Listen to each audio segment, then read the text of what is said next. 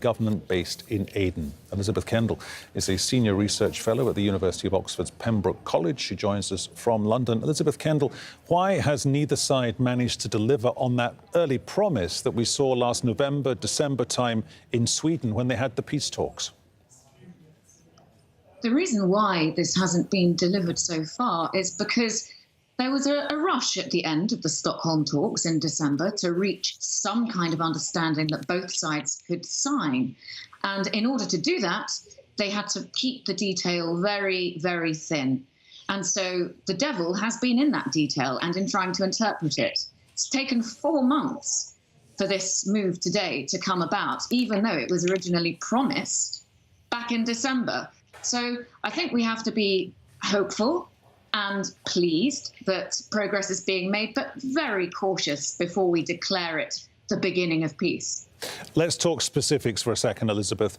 Who wants to control Houthis and yet who might end up controlling Houthis? Naturally, both of the main warring sides would like to control Houthis, and this has been one of the problems. The Stockholm Agreement said that Houthis would be handed over to what it called local forces. And both sides, both the Houthis and the so-called legitimate government, would like those local forces to be its forces. This has been what the UN has been trying to iron out. Obviously, the next step, if the Houthis do actually withdraw, would be for the government forces to do the same.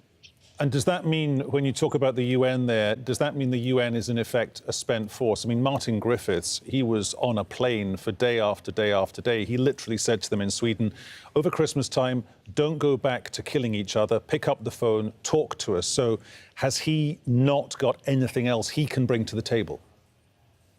I think Martin Griffiths has a lot of energy in him yet, and I believe it's largely owing to him that we're this far along the road. Don't forget, Martin Griffiths was in Yemen just last weekend having a meeting with the Houthis. So I'm sure that his tireless energy has got us to this point so far. What I have to say, though, is that it's only a very small part of an incredibly complicated conflict. Even if Houthis does come off, if the withdrawal does come off on both sides, that still leaves the whole of the rest of the country that needs to be sorted out. And there are many different warring factions, not just the two that are involved in this agreement. They have to be brought in too. The Southerners have to be brought in too. And so there's a very long way to go before we can start to talk about a peace that can be rolled out. Is that such a big mosaic of conflict that the UN can't deal with it, in as much as it's a truth of all peace processes? You simplify it, you break down the issues, you put the big issues perhaps on the back burner. But Houthis is by and large calm, but then would the UN have to take its eye off that ball to try and address the other issues, the issues that you've just been talking about? The UN will have to keep its eye on every ball. And one thing that has happened while the Houthis process has been rolling along for the last 4 months is that fighting has escalated in some other areas. Don't forget, the Stockholm Agreement wasn't just about Houthis and two other northern ports. It was also about Taiz, which is a major battlefront, and that has become worse. We've had more fighting in the north of Yemen, and the prisoner swap hasn't happened yet.